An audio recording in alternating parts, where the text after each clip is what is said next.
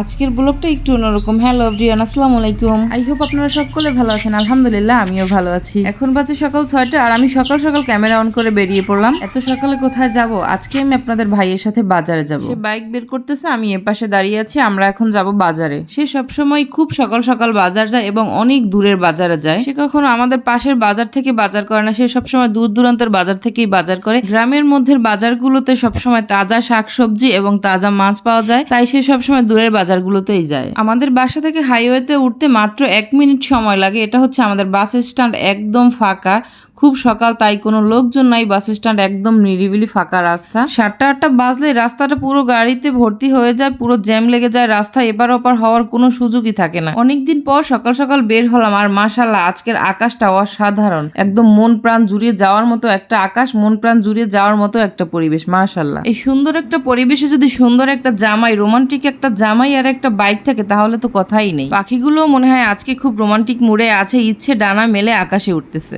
আকাশ দেখতে দেখতে চলে আসলাম বাজারে। চলেন দেখি আজকে কি মাছ কিনে নিয়ে বাসায় যেতে পারি। আজকে বাজারে মোটামুটি ভালোই মাছ উঠেছে, তবে এই বাজারে আমি আজকে প্রথম আসছি, এর আগে কখনোই এখানে আমি আসিনি। বড় বড় সাইজের কাতল মাছ আছে, রুই মাছ আছে, তেলাপিয়া মাছ আছে, শিং মাছ আছে, সব মাছগুলোই কিন্তু তাজা তাজা।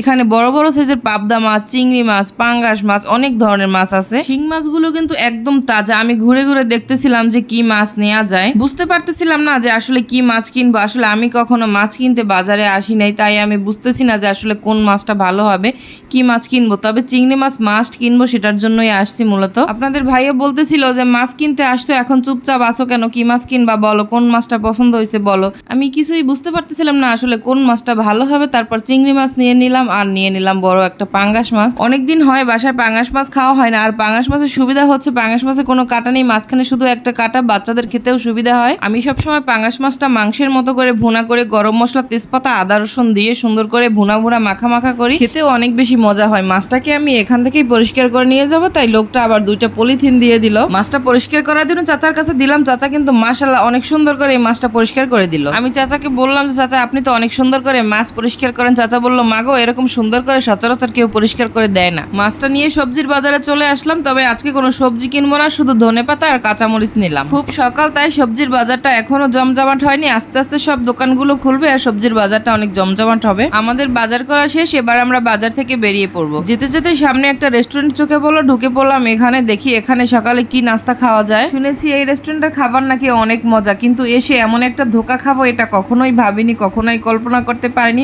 সকাল সকাল যে এত বড় একটা ডস খেয়ে যাবো। আপনাদের সাথে অনেক কথা বললাম, অনেক গল্প করলাম, অনেক ঘুরলাম এবং অনেক বাজার করলাম। আমার আজকের ভিডিওটা এই পর্যন্তই। আমার ভিডিওটা যদি একটু হলেও ভালো লাগে অবশ্যই লাইক, কমেন্ট, শেয়ার করে অন্যকে দেখার সুযোগ করে দিবেন। দেখা হবে, কথা হবে অন্য কোনো ব্লগ ভিডিওতে। সে পর্যন্ত সবাই সুস্থ থাকবেন, ভালো থাকবেন। টাটা, আল্লাহ হাফেজ। Thank you for watching.